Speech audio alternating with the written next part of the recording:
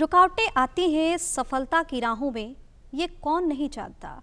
रुकावटें आती हैं सफलता की राहों में, ये कौन नहीं जानता। लेकिन कहते हैं ना कि सफल वही होता है जो कभी हार नहीं मानता। नमस्कार, डीडी बिहार के इस बेहद खास कार्यक्रम दिशाएं में आप सभी दर्शकों का बहुत बहुत स्वागत है और मैं हूं आपकी होस्ट पिंकी। आज के हमारे इस बेहद खास कार्यक्रम दिशाएं में हमारा जो विषय है वो भी बेहद ही खास है। आपको बता दें कि हमारा आज का विषय है सिविल सेवा की तैयारी कैसे करें।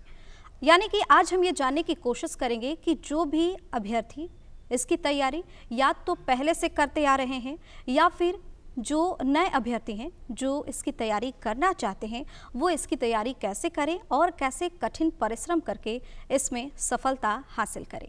आपको बता दें, इस विषय पे चर्चा करने के लिए हमारे साथ हमारे स्टूडियो में बेहद एक खास मेहमान मौजूद हैं।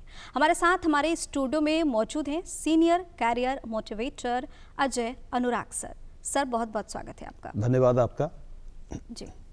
और कार्यक्रम को आगे बढ़ाने से पहले और सवालों का सिलसिला शुरू करने से पहले हम अपने दर्शकों को ये बता देना चाहते हैं कि अगर आपके पास भी कोई सवाल है और आप उसका जवाब हमारे विशेषज्ञ से जानना चाहते हैं तो हमें हमारे टोल फ्री नंबर पर कॉल कर सकते हैं। हमारा नंबर है 18003456 एक बार फिर से हम दर्शकों को नंबर बता देते हैं। हमारा नंबर है 18003456 171। और अब बिना विलंब किए कार्यक्रम को आगे बढ़ाते हैं और सबसे पहला सवाल सर यही हो जाता है कि सिविल सर्विस क्या है, यानी कि सिविल सेवा क्या है। छोटे से आंसर जानना चाहेंगे।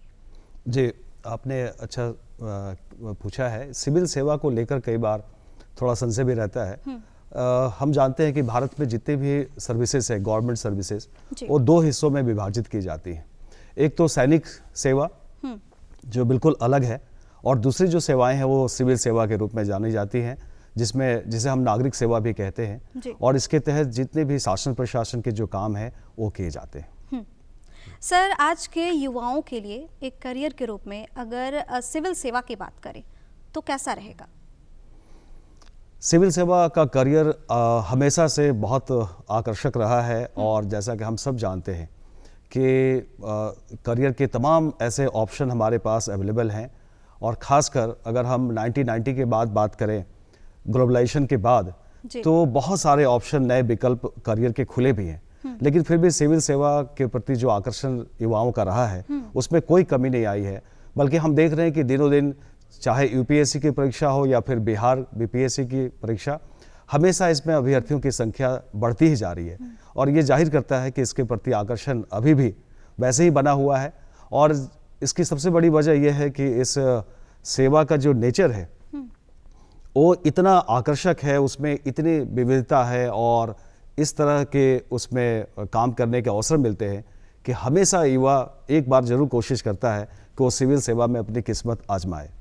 सर, अगर बिहार के युवाओं का जिक्र करें तो बिहार के युवा सिविल सेवा परीक्षा को लेकर काफ़ी उत्साहित हैं और बहुत ज़्यादा क्रेज़ भी देखने को मिल रहा है। आपको क्या लग रहा है, क्यों युवा इस क्षेत्र में ही आना चाहते हैं और इसे चुनना चाहते हैं?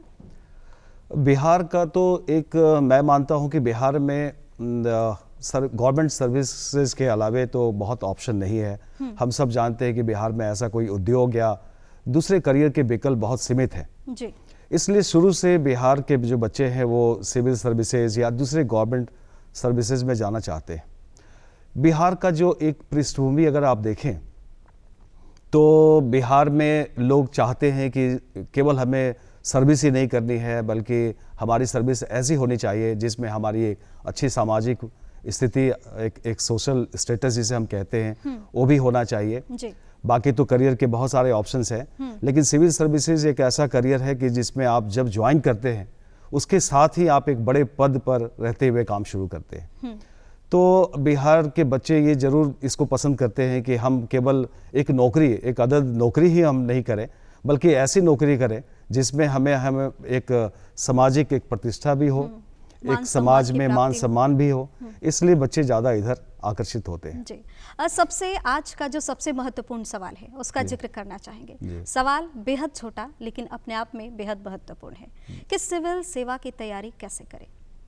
हाँ, सिविल सेवा की तैयारी को लेकर बड़ा कन्फ्यूजन भी रहता है, खासकर युवाओं में, क्योंकि चाहते तो सभी हैं लेकिन ये समझ में नहीं आता कि कैसे करें।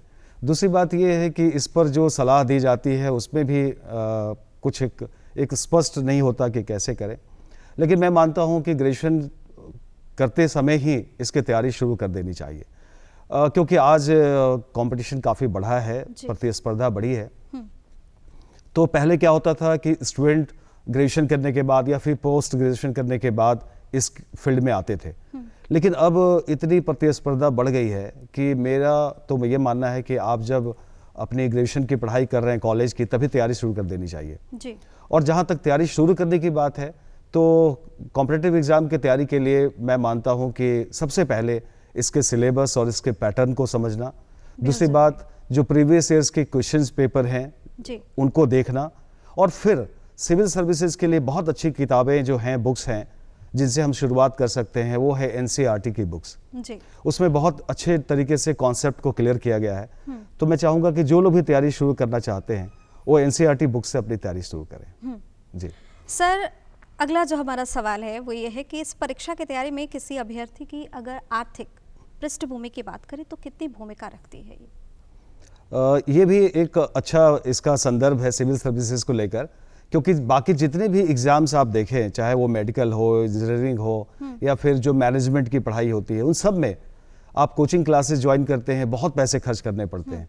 फिर उसके बाद एकेडमिक आप जाते हैं, आईआईटी पढ़ते हैं या मैनेजमेंट, उसमें भी बहुत पैसे खर्च होते हैं जी।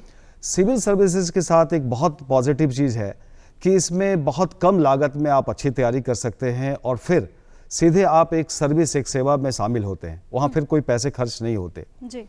दूसरी बात है कि आज नए दौर में जो हमारा इंटरनेट है, इंटरनेट के जरिए ऑनलाइन क्लासेस मिल रही हैं और ऑलमोस्ट ज़्यादातर आप देखें तो निःशुल्क कक्षाएं बहुत मिल रही हैं। तो अगर कोई ऐसा विद्यार्थी है जो बहुत गांव में दूर दराज के क्षेत्र में रहकर तैयारी करना चाहता है, तो बहुत अच्छे तरीके से वो ऑनलाइन क्लासेस ज्वाइन करके तैयारी कर सकता है। अगर बुक्स वगैरह या कोई ऐसी चीज़ें लेनी भी है तो बहुत कम खर्च है, ज़्यादा खर्च नहीं है। हाँ, यदि आप कोचिंग क्लासेस ज्वाइन करना चाहते हैं तब एक बड़ा खर्च करने की जरूरत पड़ती है। बिल्कुल सर, हमारा अगला सवाल यही है कि क्या इस परीक्षा की तैयारी के लिए कोचिंग क्लासेस ज्वाइन करना जरूरी है, बहुत ज़्यादा इम्पोर्टेंट है?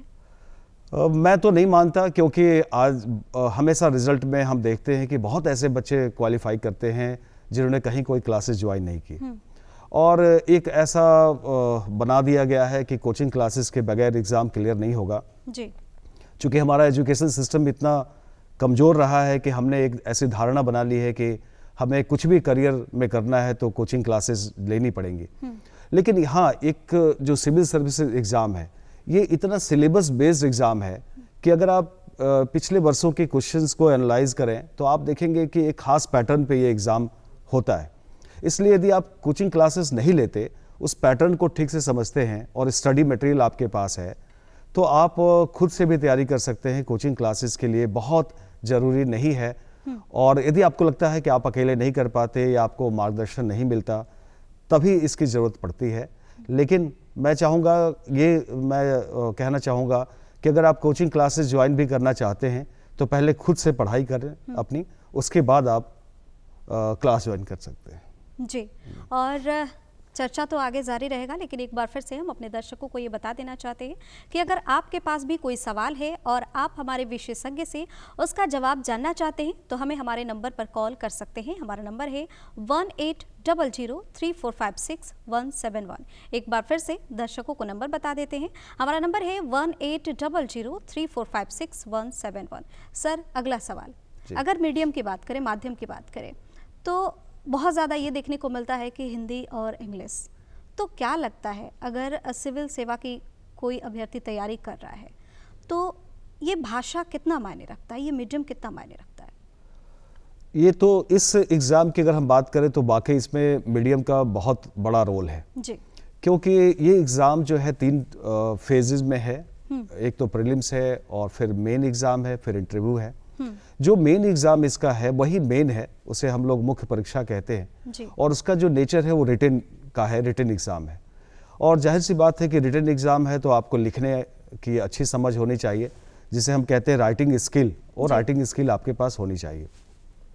और जाहिर सी बात है कि हम जिस भाषा में अपने आप को बहुत बेहतर तरीके से अभिव्यक्त कर सकते हैं, उसी भाषा का चयन करना चाहिए।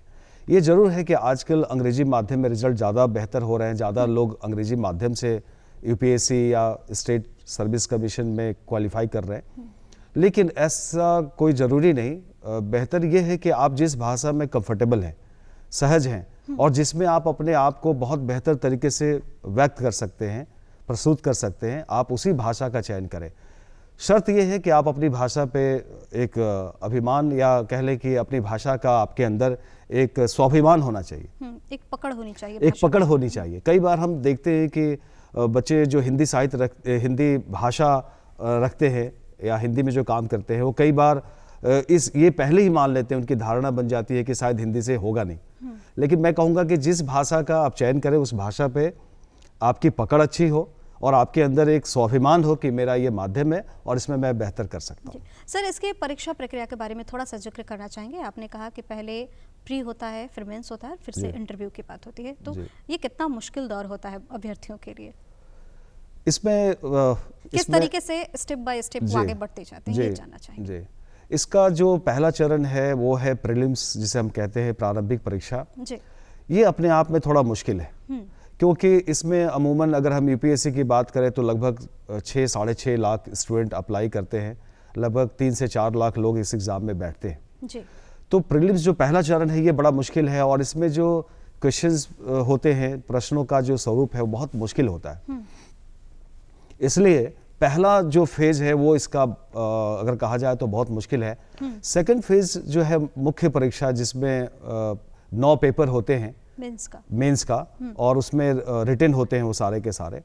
उसमें एक सहूलियत ये रहती है कि जिसकी भाषा पे अच्छी पकड़ है, विषय वस्तु पे अच्छी पकड़ है, वो बहुत अच्छा कर सकता है, क्योंकि वहाँ कोई कठिनाई नहीं है। वहाँ अगर देखें तो प्रतिस्पर्धा बहुत कम हो जाती है, क्योंकि वहाँ लिखना है, जिसकी भाषा पे अच्छी पकड़ है, जिसने सब्जेक्ट को अच्छे ढंग से तैयार किया है, वो ज़्यादा बेहतर वहाँ कर सकता है, सफलता हासिल कर सकता है। तो सबसे बड़ी कठिनाई जो है वो है प्रारंभिक परीक्षा की। जहाँ तक साक्षात्कार यानी कि इंटरव्यू का सवाल है, तो इंटरव्यू तो कोई उसका एक निश्चय स्वरूप नहीं है। आप बिल्कुल सहज रहें और सामान्य रहें और आप किस तरीके से किसी विषय पर सोचते हैं, क्या आपकी राय है, आपकी समझ कैसी है, एक उसका टेस्ट है। उसमें हम बहुत ज़्यादा कुछ भी नहीं कर सकते। लेकिन सर, इंटरव्यू के नाम से बहुत सारे परीक्षार्थी अभ्यर्थी ऐसे हैं जो काफ़ी डर जाते हैं। बिल्कुल, इंटरव्यू से तो ऐसे भी डर लगता है। साक्षात्कार तो किसी भी एग्ज़ाम का हो, उसमें थोड़ा भय होता है। लेकिन यहाँ ये अच्छी बात है कि सिविल सर्विसेज में ज़्यादा सवाल तो नहीं होते। वहाँ देखा जाता है कि आपका दृष्टिकोण कैसा है, किसी भी विषय पर आपका नज़रिया कैसा है और कितने कॉन्फिडेंट हैं, कैसे आप किसी भी सिचुएशन में आप कैसे बिहेव करते हैं। जी सर, यहाँ पे थोड़ा सा रोकना चाहेंगे, चर्चा आगे कंटिन्यू करेंगे। कोई कॉलर हमारे साथ जुड़ गए हैं, उनसे उनका सवाल जानने की कोशिश करते हैं। हेलो हेलो, हाँ जी, सबसे पहले आप अपना नाम बताइए और कहाँ से बोल रहे हैं ये भी बताइए। सर, हम भागलपुर डिस्ट्रिक्ट से अजीत कुमार बोल रहे हैं। सर, मेरा प्रश्न है कि क्या डिसेबल या इसमें तैयारी कर सकते हैं सर? जैसे 70 से 80% लोग जिसे बोर्ड से होते हैं सर, वो डिसेबल, क्या वो तैयारी कर सकते हैं सिविल सेवा का? उसमें कोई संभावना है उनकी? एक बार फिर से आप अपना प्रश्न दोहराइए। सर, जैसे कोई डिसेबल लोग हैं, विद्यार्थी हैं जी, वो सिविल सेवा की तैयारी करना चाहते हैं, वो 70 से 80% डिसेबल हैं और बोर्ड से, क्या वो की कोई संभावना है सिविल सेवा सेवा जानता है, पर की ऐसी स्थिति है कि वो चलने फिरने असमर्थ, क्या वो तैयार कर सकते हैं? इसमें कोई संभावना है?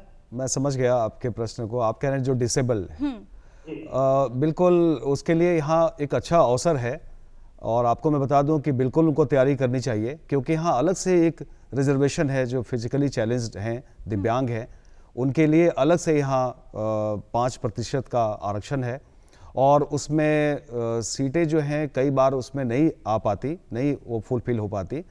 और उसका एक लाभ ये भी है कि यदि आप इस परीक्षा में बहुत नीचे रैंक में भी अगर आप चयनित होते हैं तो भी आप ऊपर जा सकते हैं, जो ऊपर के सर्विसेज हैं वो आपको मिल सकते हैं। और यहाँ उनके लिए विशेष सुविधाएं भी दी गई हैं। अगर आप चाहते हैं, लिख नहीं सकते, तो आप अपने लिए कोई एक सहायक के रूप में किसी को रख सकते हैं जो आपके बिहाफ में आंसर लिख सकता है।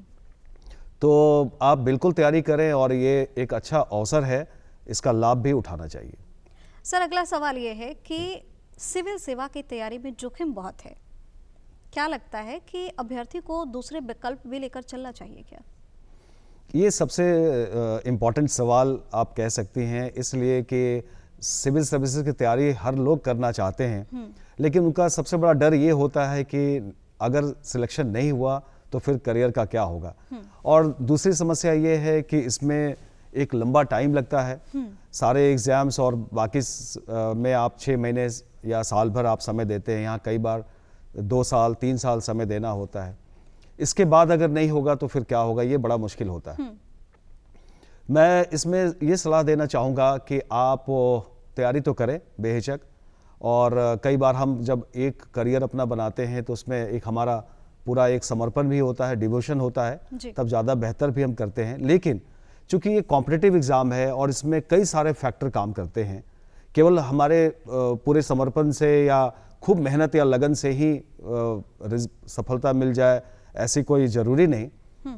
तो अपना एक दूसरे करियर के बारे में भी विचार करना चाहिए और कुछ ना कुछ ऐसी चीज़ों के बारे में ज़रूर विकल्प रखना चाहिए कि अगर यहाँ ऐसा हुआ, सफलता अगर आपने नहीं हासिल की तो फिर आप दूसरे करियर में आप शिफ्ट हो सकें। एक और इम्पॉर्टेंट सवाल ये हो जाता है सर कि यूपीएससी और बीपीएससी के द्वारा जो परीक्षा आयोजित की जाती है, दोनों में क्या अंतर है और दोनों की तैयारी साथ साथ क्यों नहीं हो सकती? दोनों की तैयारी में थोड़ा अंतर ये है कि दोनों के सिलेबस और पैटर्न थोड़ा अलग है। वैसे जनरली जो स्टेट सर्विसेज स्टेट कमीशन है वो यूपीएससी को फॉलो करती हैं, लेकिन बिहार थोड़ा अलग है इस मामले में, बिहार का पैटर्न अलग है जी। तो बिहार की तैयारी में वैसे तो जो सिलेबस है वो कमोबेश वैसा ही है, कोई ज़्यादा चेंज नहीं है, लेकिन यहाँ थोड़ा कम तैयारी करनी है, यहाँ थोड़ा यूपीएससी की तुलना में। सर यहाँ पे रोकना चाहूंगी, कोई कॉलर हमारे साथ जुड़ गए हैं, उनसे उनका सवाल जान लेते हैं। Hello hello. हाँ हेलो। हाँ जी, सबसे पहले आप अपना नाम बताइए और कहाँ से बोल रहे हैं ये भी बताइए। जी मैम, मेरा नाम निखिल गुप्ता है, मैं यूपी के कुशीनगर से बात कर रहा हूँ। जी, कुशीनगर से। जी निखिल, आप अपना सवाल पूछिए। जी सर, से मेरा सवाल सर, प्रीलिम्स में जीएस की तैयारी के बाद सीसेट को लेकर बड़ा डर रहता है, तो सर सीसेट की तैयारी के लिए क्या? ठीक है, देखिए सीसेट तो क्वालिफाइंग हो गया है, आप सब जानते हैं कि सीसेट में केवल क्वालिफाई करना है आपको। सीसेट के अंक जो हैं वो आपके रिजल्ट में ऐड नहीं होते, जुड़ते नहीं हैं, लेकिन फिर भी सीसेट का पेपर जो है बड़ा चैलेंजिंग है, क्योंकि उसका नेचर ऐसा है कि आपके वो जनरल रूटीन में या आपके स्टडी में नहीं होता। उसमें थोड़े मैथ्स का पार्ट है, थोड़ा कॉम्प्रिहेंशन है और थोड़ा रीजनिंग है। तो इसके लिए मेरा सुझाव ये होगा कि आप सीसेट पढ़ने के बजाय प्रैक्टिस ज़्यादा करें, क्योंकि सीसेट का पेपर प्रैक्टिस के जरिए ही आप बेहतर तरीके से सॉल्व कर सकते हैं। जनरली होता ये है कि लोग लास्ट टाइम में सीसेट को तैयार करते हैं, पहले चूँकि उनको पता है कि जीएस के ही मार्क्स ऐड होंगे, इसलिए पूरा समय जीएस पर देते हैं और सीसेट के पेपर को इग्नोर करते हैं। तो मैं कहूँगा कि सीसेट को भी आप थोड़ा वेटेज दें और थोड़ा महीने 2 महीने पहले उसकी तैयारी शुरू कर दें। सर एक बहुत ही आप अजीबो गरीब कहे या फिर जो कहे इस सवाल को जो मैं पूछने जा रही हूँ, बहुत सारे बिहार के अभ्यर्थी ऐसे हैं जो हैं तो बिहार के, यहाँ पे भी बहुत सारे संस्थान हैं जहाँ वो सिविल सेवा की तैयारी कर सकते हैं, लेकिन उनका मानना है कि अगर हम दिल्ली जाएंगे तो बेहतर तरीके से कर पाएंगे। आपको क्या लगता है कि दिल्ली जाना कितना ज़रूरी है सिविल सेवा की तैयारी करने के लिए? हाँ, ये भी एक धारणा है और ये ना केवल बिहार में बल्कि पूरे देश में है कि अगर सिविल सर्विसेज की तैयारी करनी है तो उसके लिए सबसे बेहतर प्लेस जो है वो दिल्ली है। असल में उसकी वजह भी है। दिल्ली में क्या है कि एक कोचिंग संस्थाएं जो हैं एक जगह हैं और वहाँ एक सबसे बड़ी बात होती है कि एक इन्वायरमेंट की बात होती है, तो वहाँ सिविल सर्विसेज को लेकर ऐसा एक माहौल है।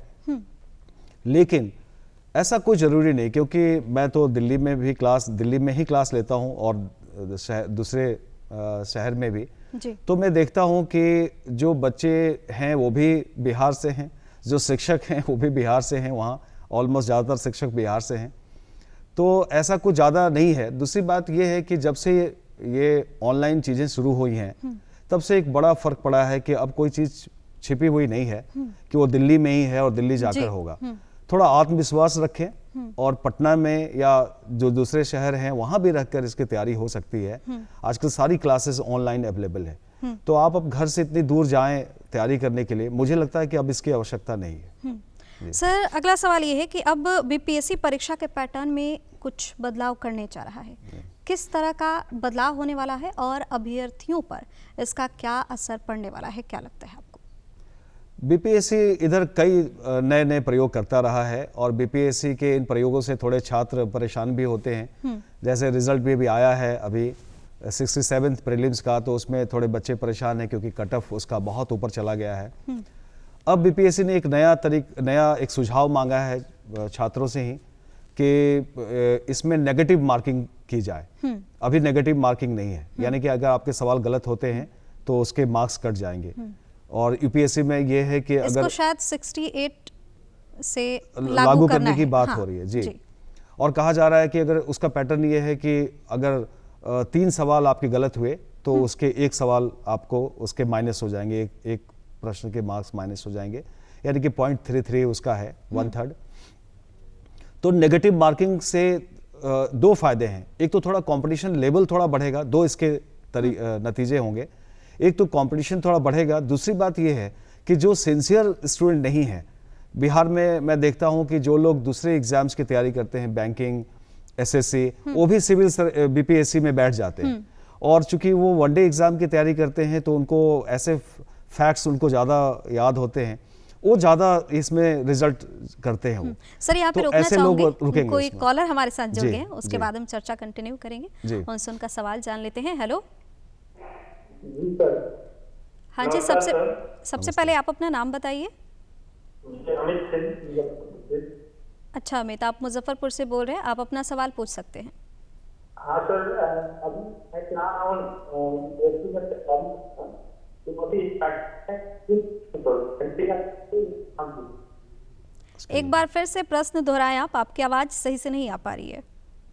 जी मैम, मैं बीपीएससी का तैयारी स्टार्ट कर रही हूँ, तो एडवांस बुक से स्टार्ट करूँ या एनसीईआरटी? अच्छा, बीपीएससी का प्रिपरेशन करना चाहते हैं। और ये 2023 में एग्जाम देना चाहते हैं, तो जी। क्या मेंस को दे के साथ में चले सिंगल? ठीक है। देखिए, मेरा सुझाव इसमें ये होगा कि अगर आप पहले से आपने कुछ पढ़ रखा है तब तो आप कुछ एडवांस लेवल पे अपनी तैयारी शुरू कर सकते हैं। जो इसके लिए बुक्स बताए जाते हैं वो आप उससे शुरू कर सकते हैं। लेकिन अगर आपने अभी शुरुआत ही की है तो फिर आपके लिए मैं ये सुझाव दूंगा कि आप जो एनसीईआरटी की किताबें होती हैं उसे शुरू करें। क्योंकि एक बात याद रखें कि जब तक आपका कॉन्सेप्ट हर विषय पे बहुत स्पष्ट नहीं होगा और उस पर बहुत अच्छी पकड़ आपकी नहीं होगी, तब तक आप इस परीक्षा में, सिविल सर्विसेज में, बीपीएससी में आप बेहतर नहीं कर सकते। इसलिए आप जल्दीबाजी ना करें। और दूसरी बात ये कि हमेशा तैयारी की शुरुआत मुख्य परीक्षा को ध्यान में रखकर ही करना चाहिए, क्योंकि मुख्य परीक्षा के दौरान आप इतनी सारी चीज़ें पढ़ लेते हैं कि उसमें प्रारंभिक परीक्षा की तैयारी भी हो जाती है। इसीलिए बेहतर होगा कि आप मुख्य परीक्षा को ध्यान में रखें और पहले अपने कॉन्सेप्ट को क्लियर करें, फिर जो एडवांस बुक्स हैं उनको आप पढ़ें। जी सर, हम लोग चर्चा कर रहे थे पैटर्न में बदलाव को लेकर, बीपीएससी के पैटर्न में बदलाव को लेकर युवाओं पर कितना असर पड़ रहा है। हाँ, ये नेगेटिव मार्किंग की आप बात कर रहे हैं। हाँ, नेगेटिव मार्किंग से मैं ये कह रहा था कि नेगेटिव मार्किंग होने के 2 नतीजे हो सकते हैं। एक तो इसमें सिंसियर स्टूडेंट ज़्यादा सिलेक्ट हो पाएंगे, जो ये वनडे एग्जाम की तैयारी करने वाले लोग जो तैयारी इसमें बीपीएससी में बैठते हैं, शायद वो कम हो पाएंगे क्योंकि नेगेटिव मार्किंग से उनके नंबर कम हो जाएंगे। तो थोड़े गंभीर छात्र इसमें आ पाएंगे, इसका फायदा होगा। लेकिन दूसरा ये भी है कि कंपटीशन लेवल बहुत टफ होगा नेगेटिव मार्किंग होने से, क्योंकि अभी तो है कि आप जितना सही करना चाहते हैं कर सकते हैं, कर सकते हैं। लेकिन नेगेटिव मार्किंग में आपको बहुत सोच समझकर अपने आंसर्स लगाने होंगे, तो वहाँ कंपटीशन का लेवल बढ़ेगा। लेकिन जो गंभीर छात्र हैं और जो सिविल सर्विसेज के लिए फोकस्ड अपनी तैयारी करते हैं, उनको इसका लाभ मिलेगा। लेकिन उसमें और भी कई सुझाव मांगे गए हैं, जैसे ऑप्शनल पेपर, वैकल्पिक विषय जिसे हम कहते हैं, उसे रखा जाए कि नहीं। फिर ये भी पूछा गया है कि क्या उसे ऑब्जेक्टिव कर दिया जाए। तो ये बड़ा कन्फ्यूजन सा है, क्योंकि स्टूडेंट कुछ नहीं बता सकता। स्टूडेंट से अगर राय ली जाए तो स्टूडेंट की कोई एक राय नहीं बन सकती।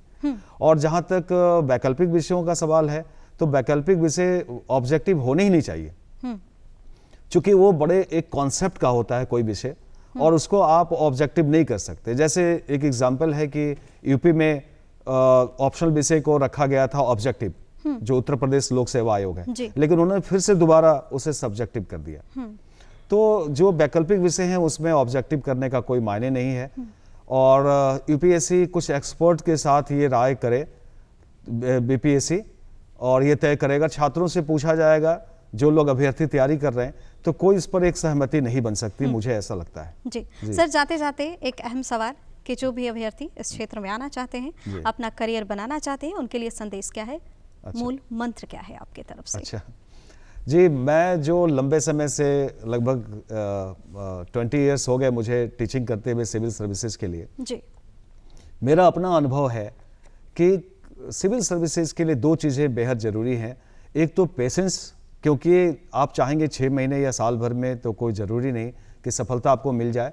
तो एक तो आपको धैर्य की बहुत ज़रूरत है यहाँ, और दूसरा वो है प्रैक्टिस। इस एग्ज़ाम में जो जितना अधिक प्रैक्टिस करता है, चाहे वो प्रीलिम्स का हो या मेंस का हो, उसकी सफलता सुनिश्चित है। और एक और बात मैं कहना चाहूँगा कि जिनको लिखने की अच्छी समझ है, जिनको राइटिंग स्किल जिनकी अच्छी है, वही इसकी तैयारी करें, क्योंकि अल्टीमेटली अंततः इस परीक्षा में सफल वही होगा जिसको लेखन की अच्छी समझ है और उस पर पकड़ है। जी सर, बहुत बहुत शुक्रिया, आप आए और दर्शकों को इतनी तमाम जानकारी साझा की। धन्यवाद आपका, पूरी टीम का धन्यवाद। तो आज के हमारे इस बेहद खास कार्यक्रम दिशाएं में फिलहाल के लिए इतना ही। हमारी अगली प्रस्तुति में हम फिर मिलेंगे किसी अन्य विषय को लेकर और किसी अन्य विशेषज्ञ के साथ। तब तक के लिए आप देखते रहिए DD बिहार और हमें दीजिए इजाजत। नमस्कार।